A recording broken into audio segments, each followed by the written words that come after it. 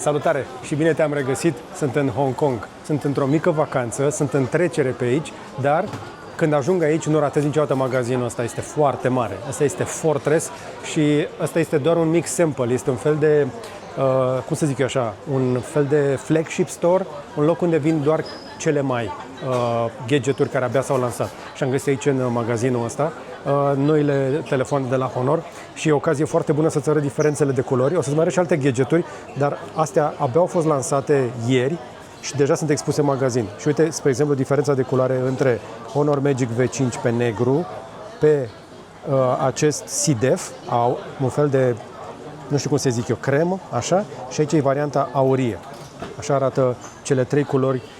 Nu știu care dintre ele o să fie disponibilă și la noi, însă dintre astea trei, ăsta este cel mai subțire. Ăsta este telefonul acela, flagship-ul cel mai subțire din lume, cel mai subțire pliabil din lume. Acesta este un Magic V5 cu 8,8 mm, cum spune aici. Astea alte sunt undeva la 8,9 mm, asta pe care ți l-am arătat și eu, spre exemplu, în clipul de pe YouTube, pe care te încurajez să-l vezi dacă vrei. Asta este ăla cu, să zicem așa, cu de toate, dar este o idee mai grosuț pentru că finisajul acesta este un pic mai pretențios. Însă, varianta foarte scurtă pentru telefonul ăsta este în continuare un telefon care mie îmi place foarte tare, pentru că ai un ecran de 8 inch în diagonală cu high refresh rate care se mișcă excelent, doar că acum este și mai luminos și uite cât de bine se vede camera. M-am jucat cu camera un pic mai devreme și se mișcă excelent, inclusiv la tranziția între camere. Uite cum arată pe 6X. Foarte tare.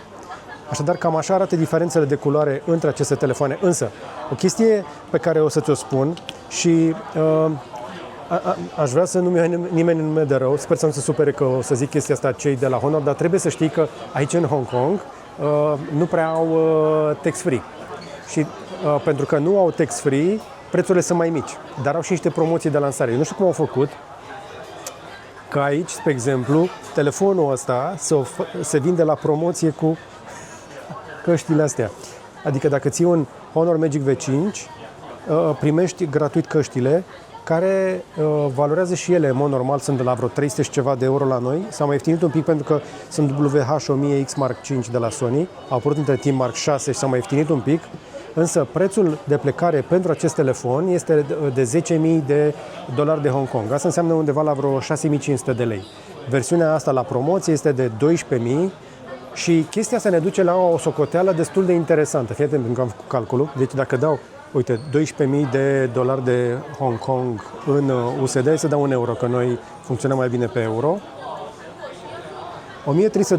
1.324 de euro pentru telefonul ăsta cu căștile astea. Dacă astea vreo 300 de euro, telefonul mai rămâne doar vreo 1000.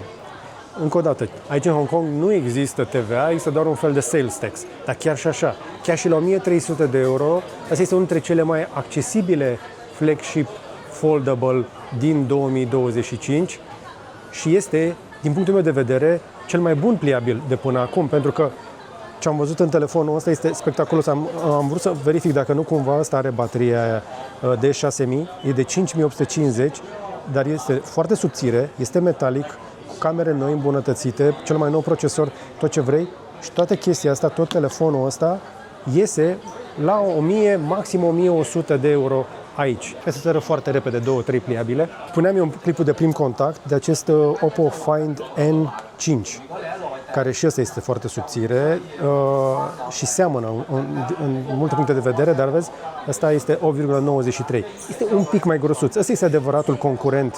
Acest Oppo Find N5 este adevăratul concurent pentru Magic V5 de la Honor.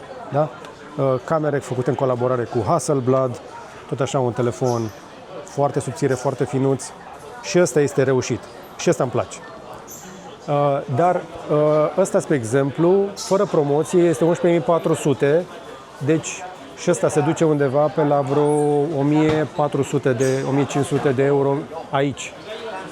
Mai sunt însă telefoane pliabile aici în magazin. Ai Z Fold-ul care este mai scump, este undeva la vreo 2000 de euro aici.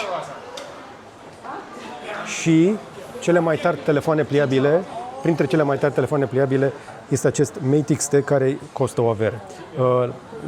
Pe socoteala mea sare de 3000 de euro acest Mate XT Ultimate Design, care este pus pentru comparație lângă un Huawei Mate X6. Ăsta practic este cel mai nou pliabil de la Huawei, dar ăsta este în continuare cel mai avansat pentru că este triplu pliabil, se desface în 3.